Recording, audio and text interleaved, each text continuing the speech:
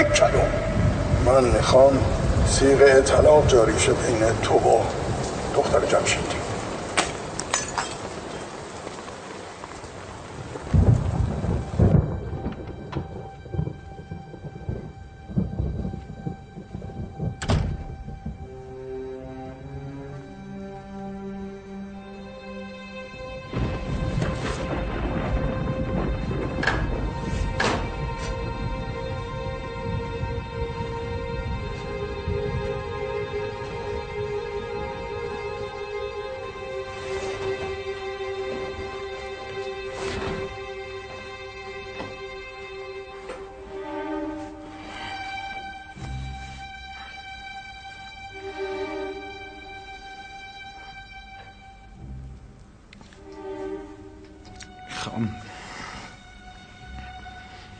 میخوام بدونی شهرزادگر اتفاقی بیفته موقتیه. میخوام بدونی که تو مال من. میخوام بدونی که برمیگردم، بهت قول میدم.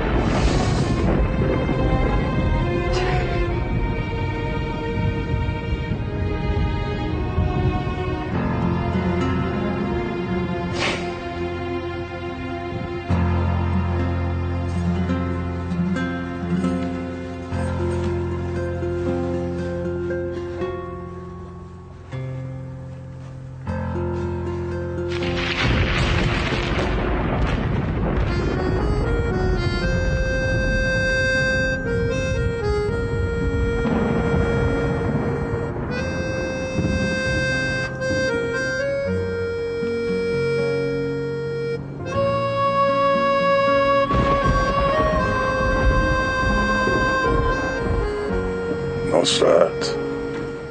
بله آقا. نمیخوام برم خونه. برو یه کافه مافه‌ای که باز بشه. چشم. عشقت آتش زده به جانم، ای نازنین نالم همیشه در دل شب. تا کی در آرزوی وصلت، ای نازنین نالم همیشه در دل شب. کجایی ای حاصل جوانی، کجایی ای اصل کامرانی.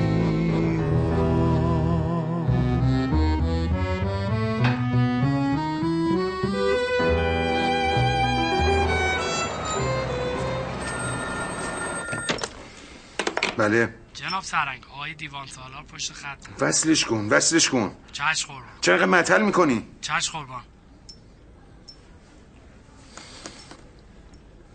الو. سلام عرض شد جناب دیوان سالار. به به چه سعادتی. سلام. به خورشید عالمتاب باید گفت فی‌الواقع برو داخل چاه که چشممون خیره به جمال بزرگ آقاست، که البته محرومیم از جمال حضرتتون ظاهرالامر، اما باز همین که صدای گوشنواز حضرت عالی رو استماع میکنیم. حفره نرو تیموری، حرف مفت موقوف. امر دلتنگی، امر دلنگرانی. سرجبولی و نگرانی. بنده البته مصرانه پیگیر اشراری هستم که در واقع مسبب این اتفاق شدن، اما گذشته از اون جناب دیوان سالار، شما انگار بفرمایید که گلوله به بنده حقیر اصابت کرده. بس که بنده دلنگران شدم و پریشون احوال. جای این قصه خزعبلات سرهنگ چرا هنوز عاملین اون سوء قصد و شناسایی نکردین؟ بله، البته بنده متصلاً پیگیر شناسایی عاملین سوء قصد به حضرت عالی هستم و تا روشن شدن این مسئله مطمئن باشید که از هیچ تلاشی فروگذاری نخواهم کرد. برای حال نفعت در این فقره تعلل نکنی سرهنگ. بله، چشم. چرا ببینم چه شق القمری میکنی. به روی چشم. مکدر نکنم که خاطر حضرت عالی رو. بله، به محض وصول به نتایج مقبول جناب عالی رو من حتما مستحضر خواهم کرد. بسیار خوب. بله، خواهش میکنم. خوش. خدا نگهدار. خداحافظ شما.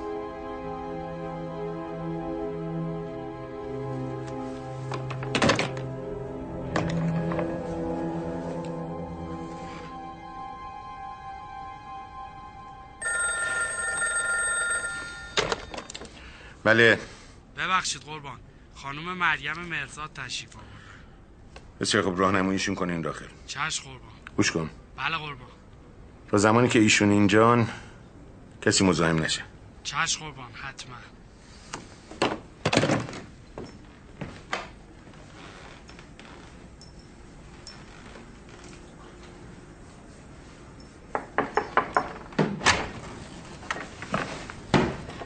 بفهم. سلام جناب سرهنگ. سلام عرض شد. سرکار خانم مریم خانم. بفرمایین خواهش میکنم، راحت باشین.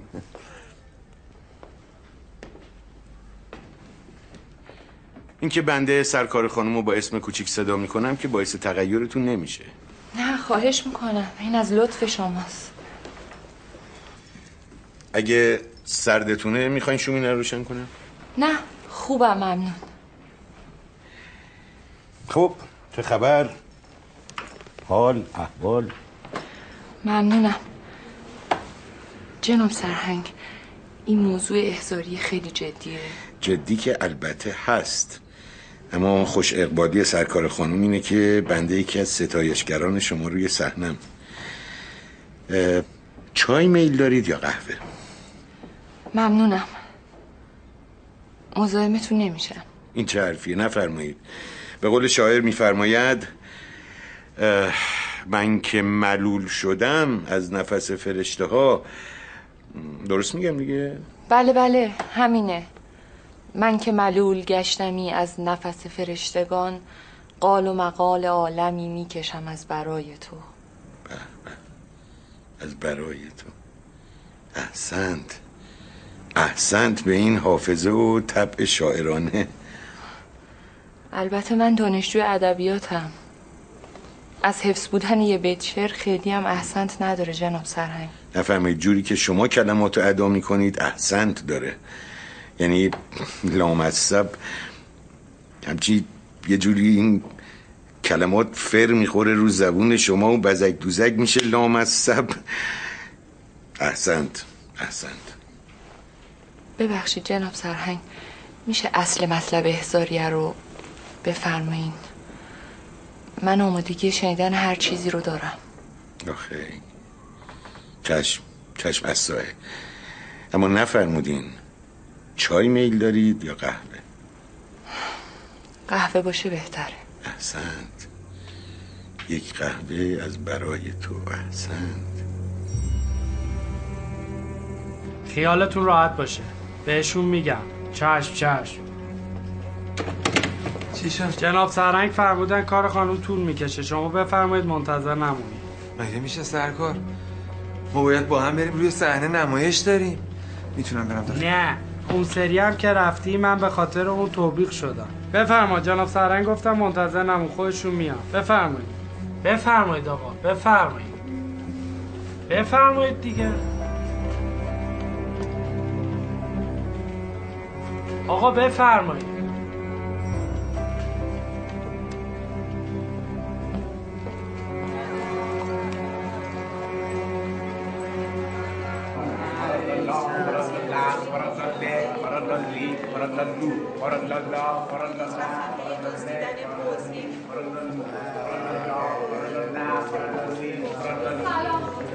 سلام ببخشید شهربانی بودم دیگه.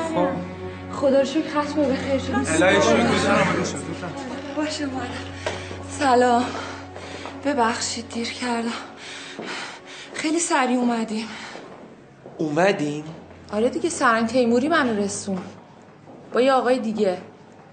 میدونین آقای چی کار است؟ بگم؟ بگو. این آقای کارگردان سینماست، میخواد فیلم جدیدشو بسازه. احتمال زیاد منو به عنوان هنرپیشه رول اولش انتخاب کنه. میدونی چقدر برام خوب میشه؟ داستانو برام تعریف کرد. یه برداشتی از همین اوتلوه. آفرین. سرنگ تیموری منو معرفی کرد. پس بازجویی سختی نبود. اصلا بازجویی نبود، بنده خدا سرنگ تیموری حلش کرد. آخه به من گفتن طول میکشه، مجبور شدم تنهایی برگردم. آخه عزیزم میدونم، اما سرنگ تیموری خیلی تلاش کرد کلا قضیه ختمه به خیر بشه. بسیار خوب. من بسیار بسیار ممنونم از الطاف و کرامات سرهنگ تیموری به نامزد بنده. بابک دوباره داری شروع میکنی؟ تو الان باید خوشحال باشی. من فکر میکنم این یارو استواره کیه؟ ابی پوست کرد. اگه الان پوست منو کنده بود تو خوشحال تر بودی. مریم جون اومد. بجون تو رو خدا دیره. اومدم. خوبه دیگه، معنی دوست داشتنم فهمیدی. برو بابا.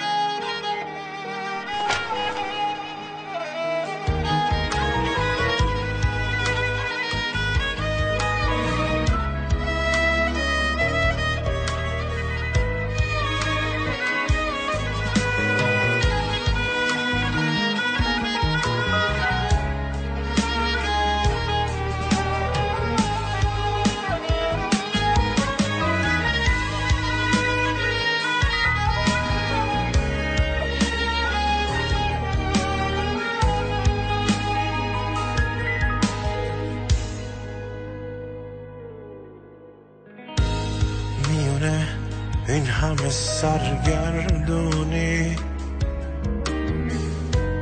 دل من گرفته ماه پیشونی. بیا باز دوباره بیتابم کن، منو تو رنگ چشات خوابم کن. نگو قصه آخرش مرگ منه، داره چشمات من آتیش میزنه. نگو از تلخی دنیا سیرم، نگو میرم، نگو که میمیرم.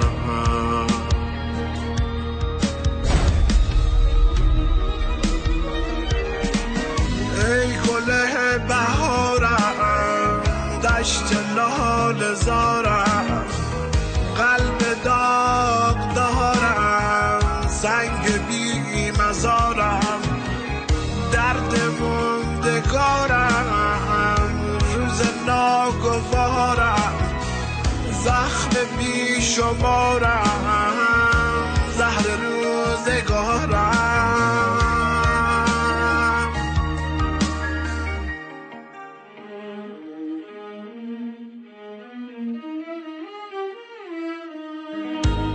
خنده هامو با تو از نو ساختم، باز به حرفای تو دل می باختم. میونه این همه سرگردونی اومدم تو قلب تو مهمونی. بیستون قلبمو میکندم، شکل خنده هات شدم میخندم چشات از 100 تا غزل بهتر شد خنده ها غنچه ولی پر شد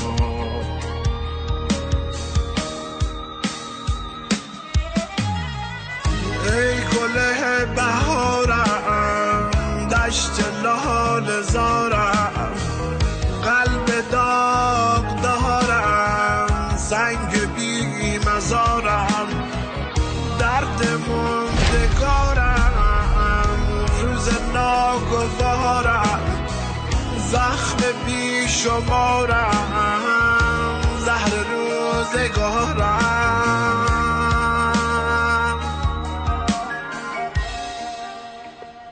قدیم ندیم گفتن بار کج هیچ وقت به منزل نمیرسه. من از روز اولم میدونستم که این وصلت آخر عاقبت خوشی نداره. حتما صلاح و مصلحتی توشه. بزرگ آقا بی فکر کاری نمیکنه. جدا کردن مادر از بچهش صلاح و مصلحته. شما دیگه چرا این حرفو میزنی آقا هاشم؟ حالا نمیخواد غیبت کنی، بیا. غیبت نمی کنی، دلگرپه میزنی. هفته 2 بار میتونه بچهشو ببینه. زیاد نیست؟ بچهش نیفته از چشش. آقا هاشه شما مادر نیستی؟ نمیفهمی که اینا دستی چه بلایی دارن سر این طفل معصوم میارن؟ البته خودش هم کم اشتباه نکرد. باز همون روز اول باش میکرد توی کفش که الا بلا من زن قباد نمیشم. میترا بابا. بله آقا جون. بیا این رادیو رو بیشترش کن ببینیم اخبار چی میگه. چی میگه چرت و پرت؟ میترا جان مادر برو از جعبه خیاطی قرقر سفیده رو بردار بیا قربونت. چشم. اجالتا فرهاد نباید از این قضیه بوی ببره. منو میترا که چیزی نمیگی، اما فردای پسان فردای بالاخره چرت غریبی که میشنوه. بیچاره جمشید تار و پودش ریخته به هم شد یه تیکه پوست و استخون. شهرزاد طفل معصومو بگو که چجوری یه شای به خاک سیاه نشست.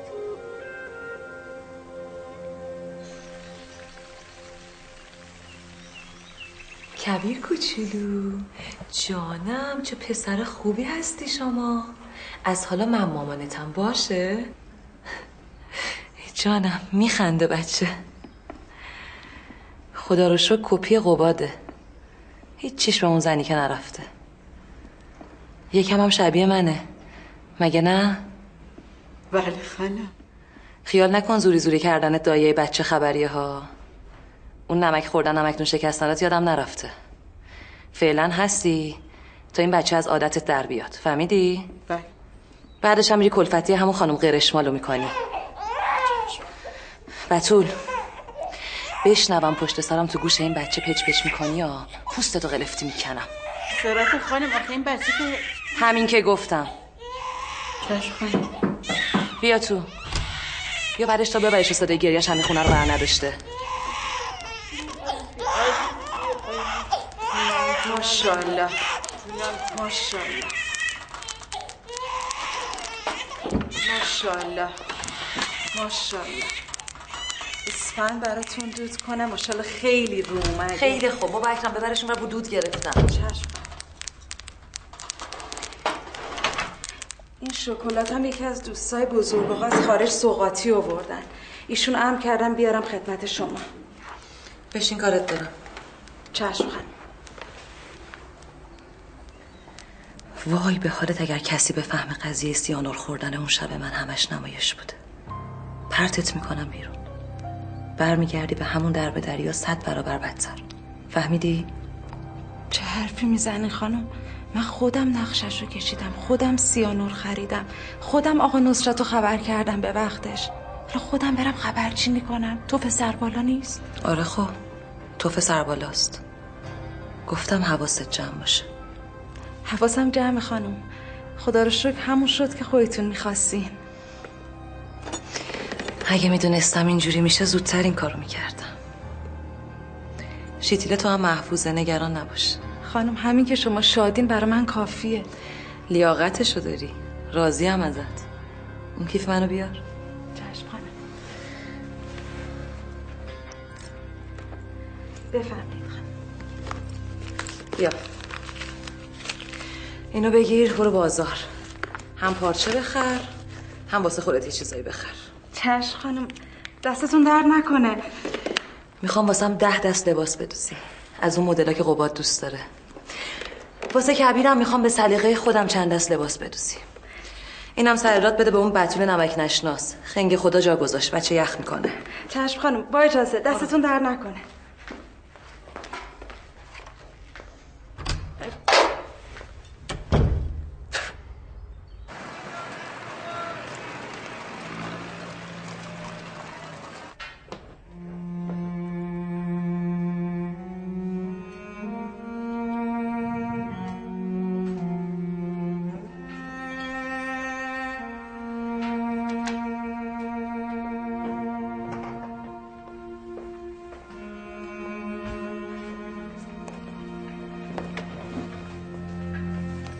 آقا محسن. بله آقا. من بر نمیگردم امشب. خودتون بگردونید. چشم آقا. فعلا خدافظ. خدا نگهدارتون.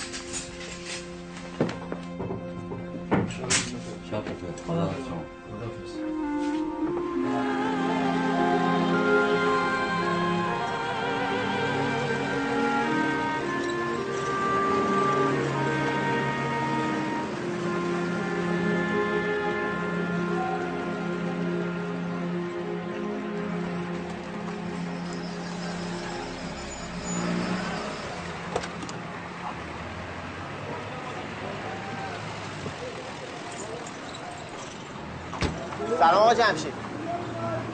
هاشم خان، آقا جمشید اومدن. سلام هاشم. رفیق قدیمی. قربونت برم. از این برا. خدا چه؟ خوش آمدید. بفرمایید. سلام آقا جمشید. سلام. خوب است. من چای میارم. بفرمایید. بعد 90 بوقی یاد رفیق قدیمیت کردی جمشید. نکنه اومدی فرشی نو کنی، کناتو بفروشی ها؟ وسط این همه ابریشم اصفهانی یه خرسک بد قواره رفو نشده نمیخوای؟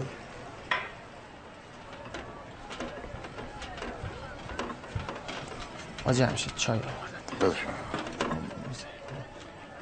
شما بفرما. کار تموم شد دیگه. بفرما. به درس و کابت برس. برو. باش. خدا. سلام برسون. خسته نباش. آقا جمشید خسته نباش. درم ببر. باشه سرکم.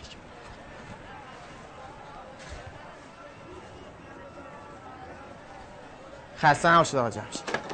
هاشم خان با اجازه. خدا.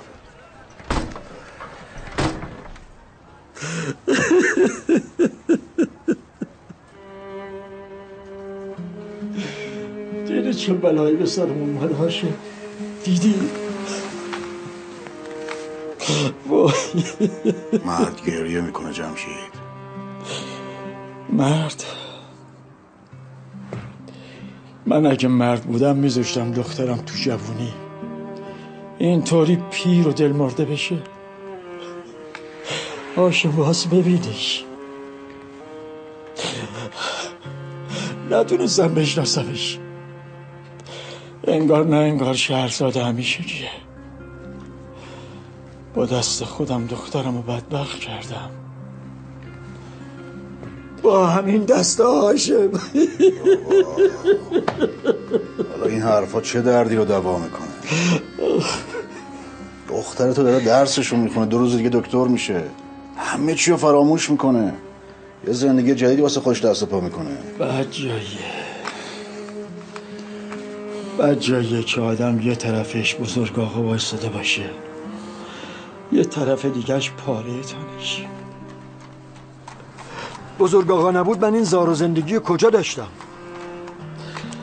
تو که بیشتر از یک و پیکم خبر داری. زار و زندگیمو مدیون بزرگ آقام.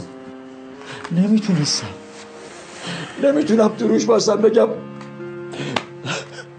این متارک جیگر یه خانواده رو به آتیش میکشونه.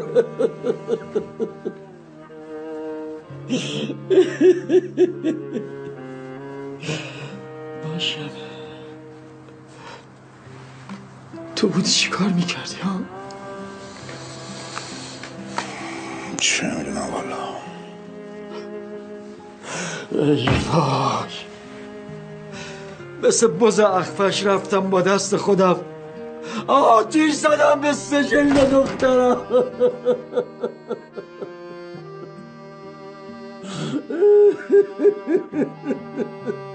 دیگه سخت‌تر از اونی که هست نگیر جمشید.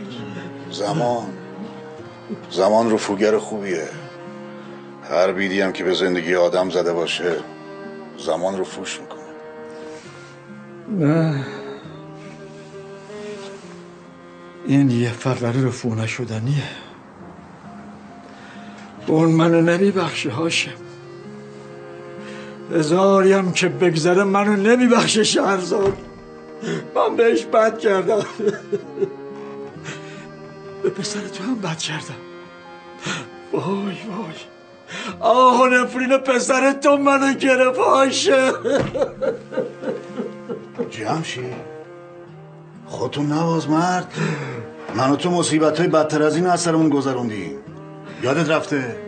بدتر از این نیست که آدم نتونه تو چشای دختر خودش نگاه کنه از خجالت. میدونی چی هاشم؟ بچه زیر لامستم.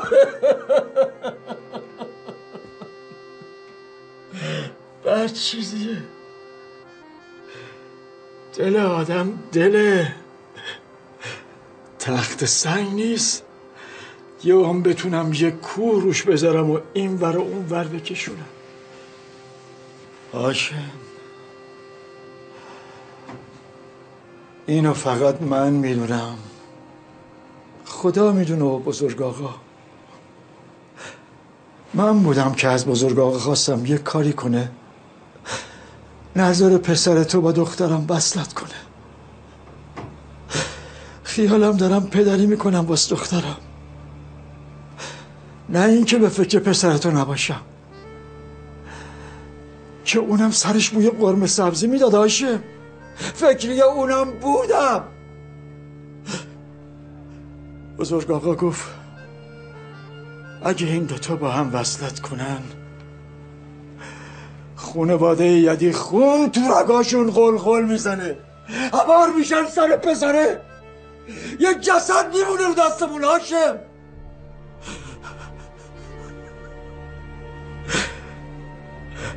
اون موقع بود که شهرزاد رضایت داد به وصلت با قباد. واسه خاطر نجات فرهاد.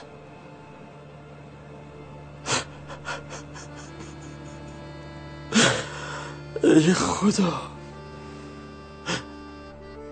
دلم میخواد اگه یه ساعت از عمرم باقی مونده باشه خنده دخترم از ته دلش بشنوم، صدای خنده‌شو از ته دل بفهمم هاشم، از ته دل. ای خدا، آتیشم بزن که جیگرم داره آتیش میگیره.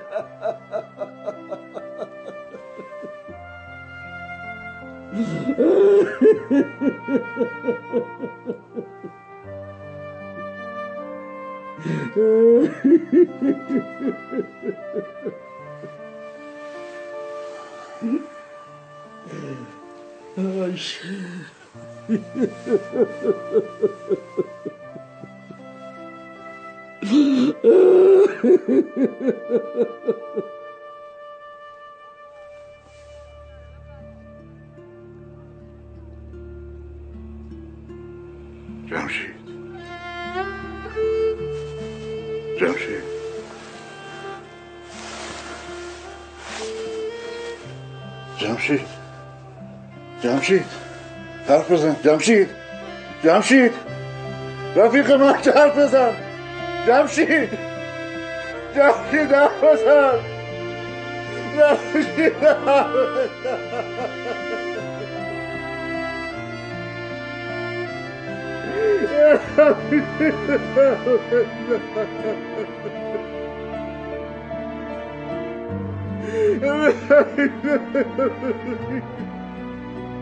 پدرم دیده به سویت نگران از مرا بابای غم نادیدن تو بار گران از مرا انقدر مهر و وفا بر همگان کردی و بس بابا ولی نامنی کدم دا برد زبان از مرا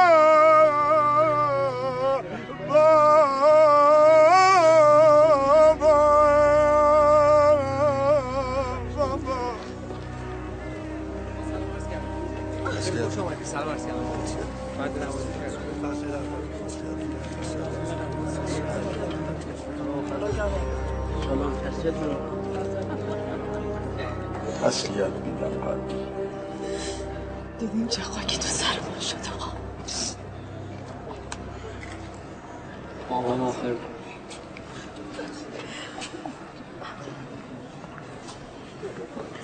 سلام تسلیت آخر قبلتون باشه.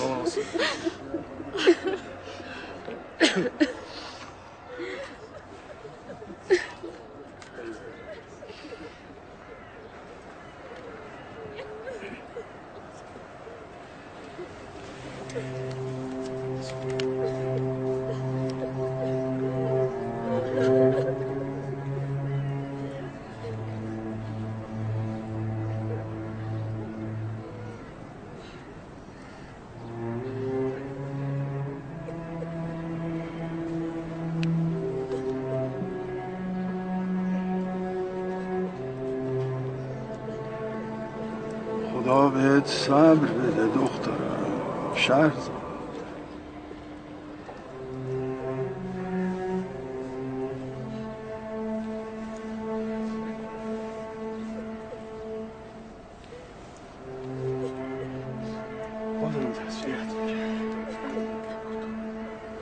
من خودم یه پام لب گوره، اما تا زندم خانواده جمشید خدا بیامرز انگار خانواده خود من هستم. چیزی واسه‌تون کم و کسر نمیذارم. هر کاری بود، حتی کار کارستون، مدیونی نگه به من خبر نده. خدا از بزرگی کمتون نکنه. نصرت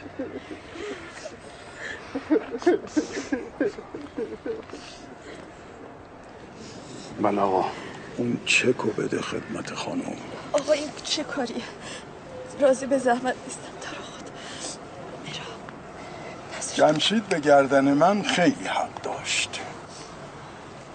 میخوام توی مخارج مراسمش منم سهیم باشم. به همگی تسلیت عرض میکنم. مرحمت عالی. بزرگی کردی. از شما در خدا خودتون سلام کنید.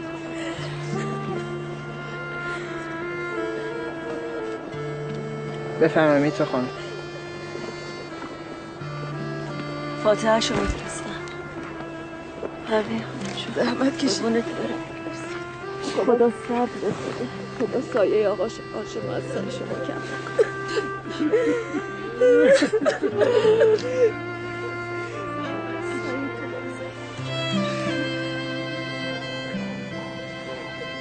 خدا رحمتشون کنه. تسلیت.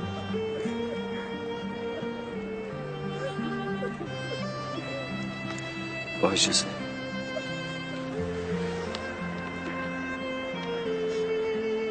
تسلیت میگم شهرزاد خانم.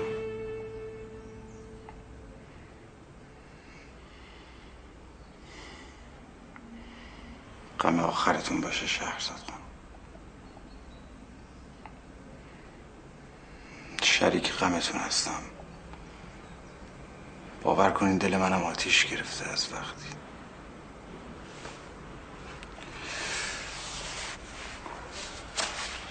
که تو رفتی شهرزاد.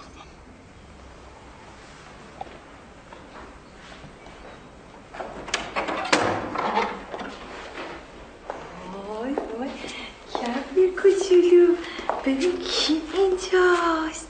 بابا قباد اینجاست. بگو پسرم، بگو قربونت برم. شیرین خانم این بچه خوابش میاد، حوصله حرف زدن شوخی نداره. من خودم خوب میدونم بچه کی وقت خوابشه کی وقت خوابش نیست. هی دخالت میکنه. بس دیگه سرم رفت. هی بالا سر من جیغ جیغ جیغ جیغ جیغ. مسئول خانم این بچه رو ببر تو اون اتاق بخوابون. چشم. بیا یواش یواش. وای چه خبرته بچه هستا؟ باز چی پیرم مشکی پوشیدی حالا؟ گفتم پاشم یه سر برم، شاید اقلا به آخرای مراسمشون برسم. خب برو. مگه کسی دست و پاتو بسته؟ اگه فکر منی که ناراحت نشم نمیشم. دل خوشی از ایل و تبارشون ندارم، ولی خب راضی به مرگ و میرشونم نیستم. سر خاک کردنشم بهت گفتم، خودت نرفتی. خب کجا پاشم برم؟ اون خدا بیامرز من دستی کردمشون زیر. حالا پاشم برم سر خاکش بگم چند منه؟ پس چی به خودت انگ میزنی الکی؟ خدا رحمتش کنه، قلبش همیشه مریض بود. به تو چه ربطی داره؟ بازی لکولکی میکرد. خروار رسوایی خالی نمیشد تو زندگیشون. قلب اون بنده خدا چشم بود، یه عمر دیگه کار میکرد. اون رسوایی ها تقصیر خودشونه. میخواستن هوا ورشون نداره که قوم و خویش بزرگ آقان. من چی میگم تو چی میگی بابا؟ میگم اکرم واسه شربت گل سرخ بیاره. رنگ برو نداری. اکرم چرا؟ ململ کجاست؟ مرده مگه؟ ململ چرا باید مرده باشه؟ چند وقت پیش بدون خدافظی جمع کرد برگشتش. پس چی اینجوری گفتی آهان؟ چه جوری گفتم؟ یه جوری که انگار اون زنی که خیلی با نوکر کلفتا مهربونه ولی من همشونو فراری میدم. غیر این بوده مگه؟ تعجبی هم نداره. آخه اون زنی که خودش از ایل و تبار همین نوکر کلفتاست. حرف همدیگه رو خیلی خوب میفهمن. بس دیگه بابا. به این پسر بگو ماشین منو حاضر کنه. کجا میخوای بری؟ قبرستون، سر قبر خودم. کجا دارم برم؟ کلوب. یعنی من انقدر غیر قابل تحمل و حوصله سر برم؟ شیرین، جون هر کی دوست داری. تو رو ارواح خاک زنمون دست از سر کچل ما وردار. خیلی خوب بابا. شاید اصری کبیر رو برداشتم اومدم ستایی بریم لاله‌زار. این مشکیارم در بیار بابا، دلمون گرفت.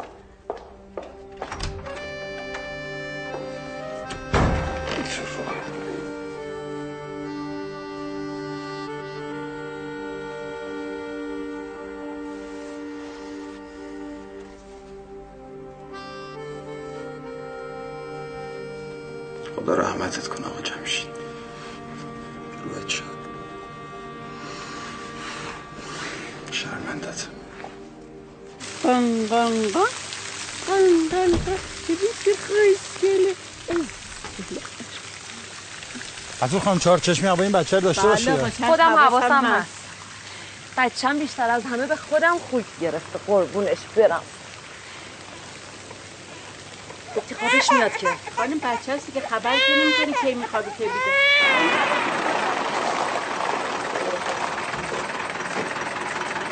سلام آقا بابا. سلام.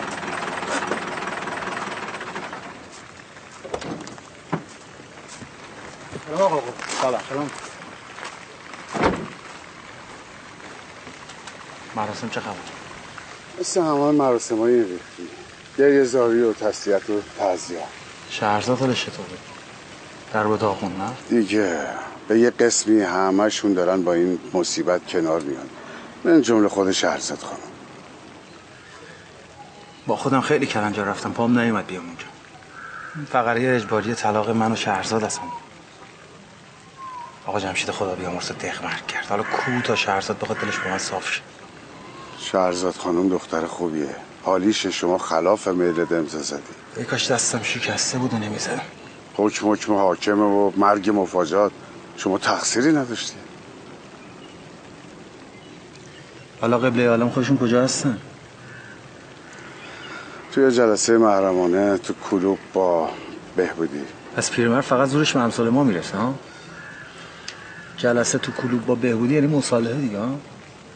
یعنی کنار اومدن با قاتل برادرتش نه؟ بزرگ آقاست دیگه. کسی سر از کارش در نمیاره.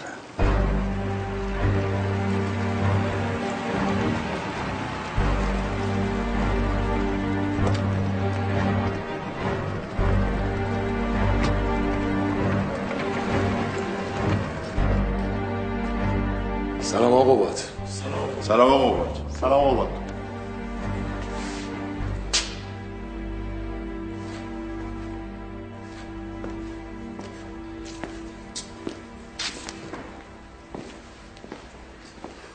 نه کلامو متول کنم نه خاطر شما رو معذب. غیر از اینکه بنده جدا عمیقا متأثر شدم از پیش آمده حاصله. بر غریبه و آشنا البته واضح و مبرهنه که بین بنده و شما رقابت دیرین بوده و هست. اما رقابت یه امره و تخاصم امری علاهده.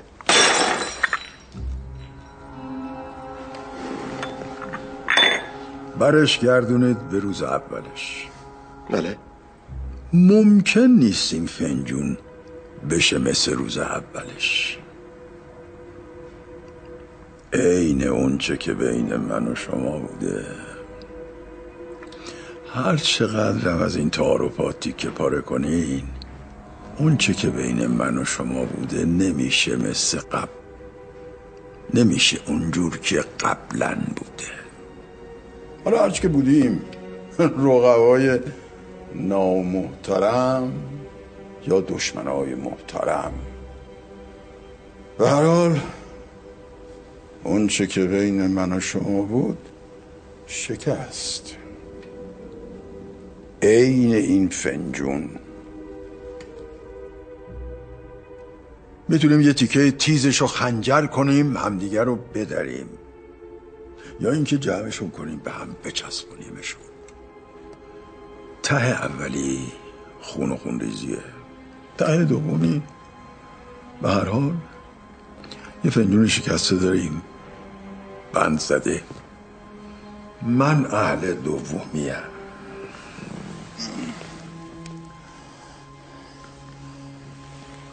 جواب هر حمله نیست جناب بهبودی. شما حمله میکنی بعد من حمله میکنم. جناب دیوان سالار، فکر میکنم که شما هنوز تموم نشده. الان میخوام تمومش کنم. ما تیکه های این فنجونو به هم میچسبونیم و کل این دعوا و مرافعه رو تمومش میکنیم.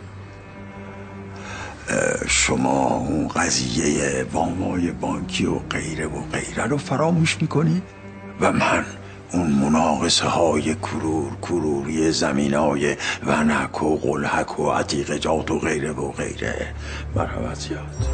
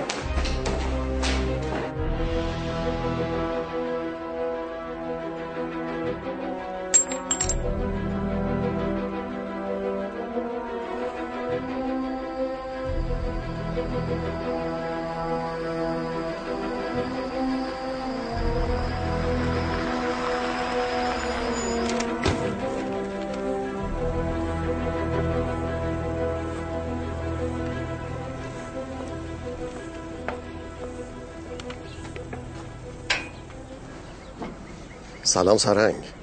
سلام جناب بهبودی. جایی بهتر از این ماشین دودی لکنته برای قرار ملاقات پیدا نکردی؟ اوضاع امنیتی اینطور حکم میکنه. بفرمایید بشین.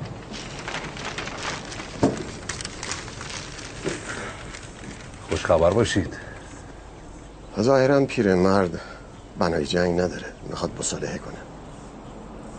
شاید داره بازی میکنه. بازی نیست. ببر پیر داره مهیای کوهستان میشه. ته نگاهش خستگی و میل به یک خواب طولانی شبیه مرگ. ذاتش اما ببر هنوز. یادتون نره. یعنی پاش بیفته تو راه قبرستونم که باشه پنجهشو میکشه. فقط کافیه یه رد و اثری از اون آهوی وحشی شما پیدا کنه.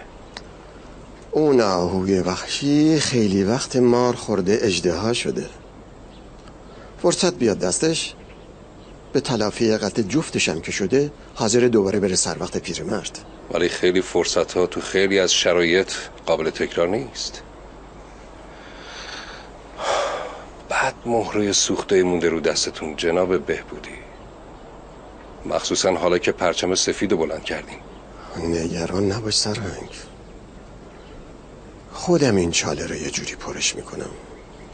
روی منم حساب کنید، به هر حال هممون توی یه کشتی هستیم، سوراخ بشه هممون غرق میشیم. راستی گفتی کشتی، اون بار توقیف شده یه فولاد تو بندر بوشهر ترخیص شد؟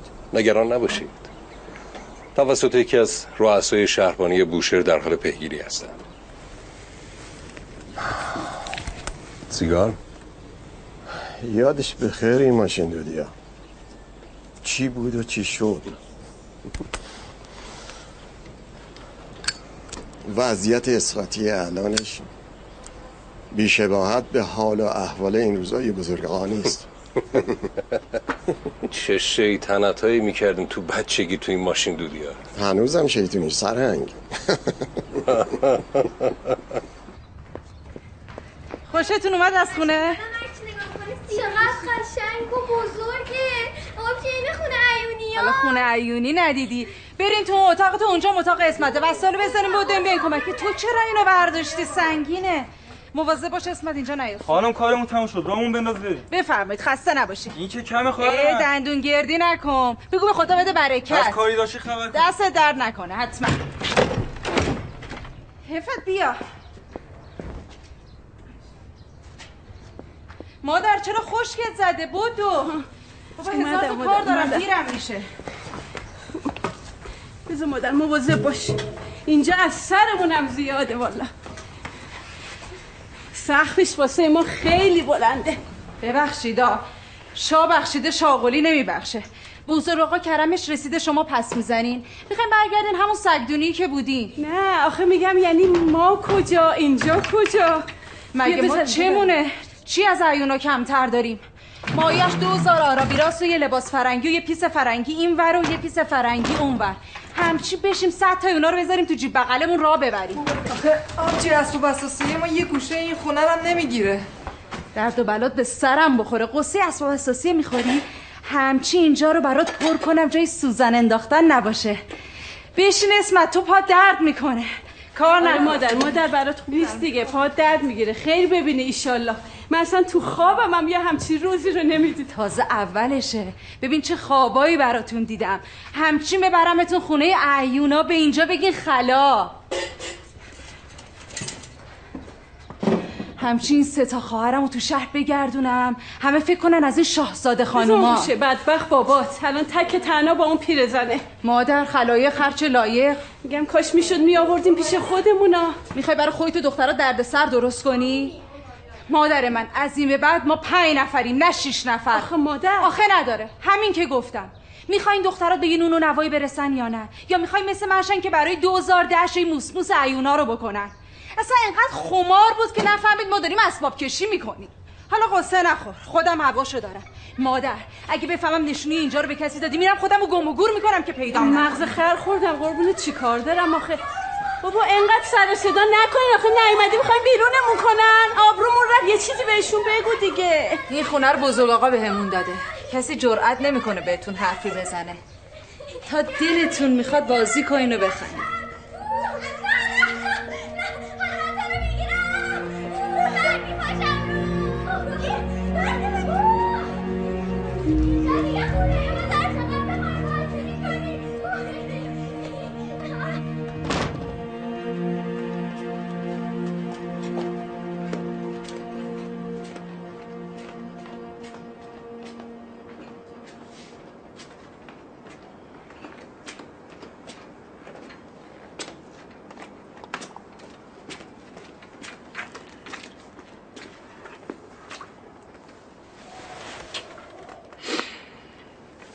تو هنوز بیداری مرزیه؟ بیخوابی یه مرض مصریه، مخصوصا بین زن و شوهرها. چیه؟ من شام خوردم که.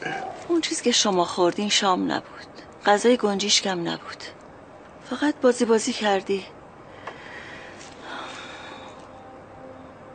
دلت آروم نیست میدونم. چرا با غذا قهر میکنی؟ کجا دلم آروم نیست؟ خوبم. تای نگاهت یه قسم غم و غصه است. دل سنگ آب میکنه. فکر میکنی من نگرانت نیستم؟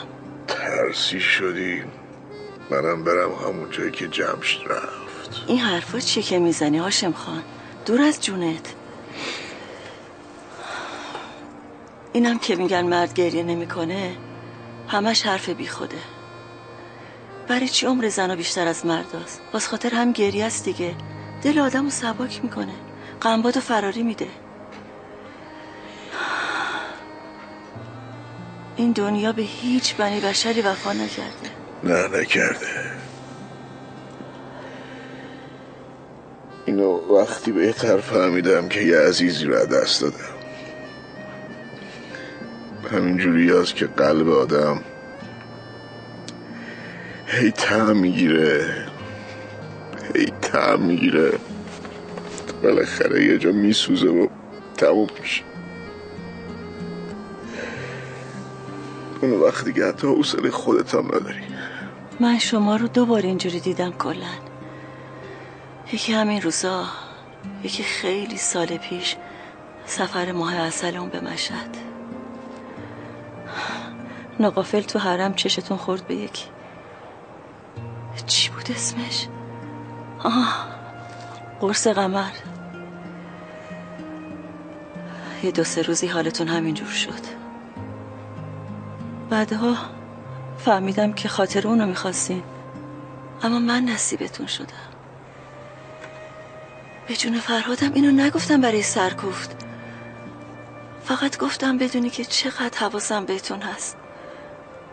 حالتون رو خوب میفهمم. گاهی وقتا فکر میکنم حق شما بوده که به اون که خاطرشو میخواستی زندگی تو سر کنی.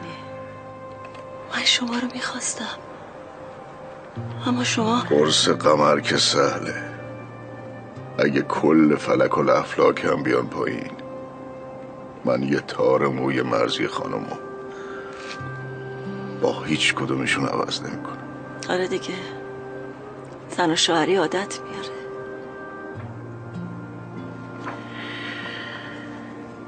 اگه وصله و قواره هم نباشن، هزاری هم که زن و شوهر باشن، به تن هم زار میزنن. خوبه دیگه. بعد از 4 تا بچه که 2 تاش رفته به رحمت خدا، حالا به این نتیجه رسیدی که هم قد و قواره هم نیستیم. حرف میذاری تو دهن آدم مرزیه. یخ کرد از دهن افتاد. این فرهادم معلوم نیست کجا رفته. گویا یکی از رفقاش ناخوش احوال بوده رفته بهش سر بزنه. کپ خودتونه. فکر همه هست غیر خودش. خدا رحمت کنه جمشید خانم. میگم آقا هاشم، چطور هفته یه بار بریم یه سری به خانواده‌اش بزنیم، یه سر سلامتی بگیم، غم و غصه‌شون رو کم کنیم.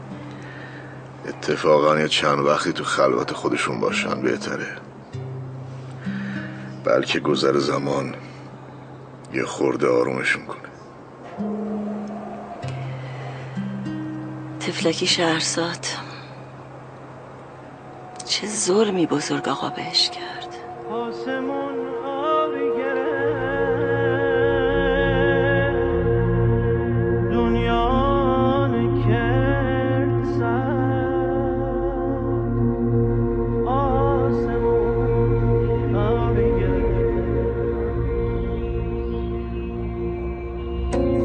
گفته بودم بی تو میمیرم، ولی این بار نه. گفته بودی عاشقم هستی، ولی انگار نه. هرچه گویی دوستت دارم جز تکرار نیست. خوب نمیگیرم به این تکرار توتیوار نه. تا که پابندت شوم از خویش میرانی مرا، دوست دارم همدمت باشم ولی سربار نه. قصد رفتن کرده ای تا باز هم گویم بمان، بار دیگر میکنم خواهش ولی اصرار نه. گه مرا بز میزنی گه باز پیشم میکشی، آنچه دستت دادم نامش دل از افسار نه.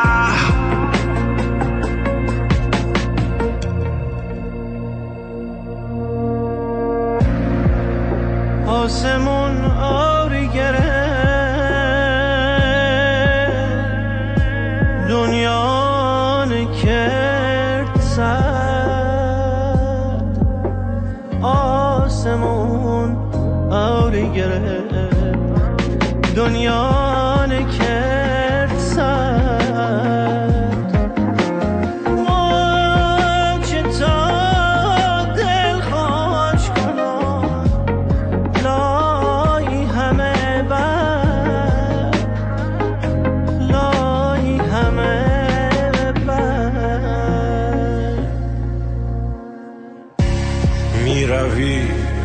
خودت هم خوب میدانی عزیز،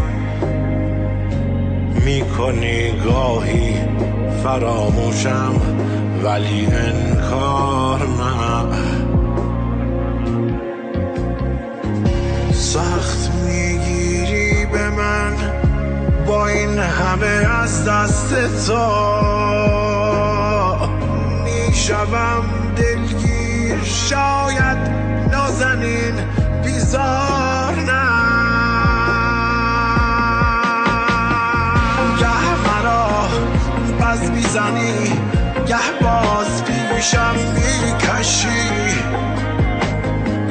آنچه دستت دادم نامش دل از افسار نه.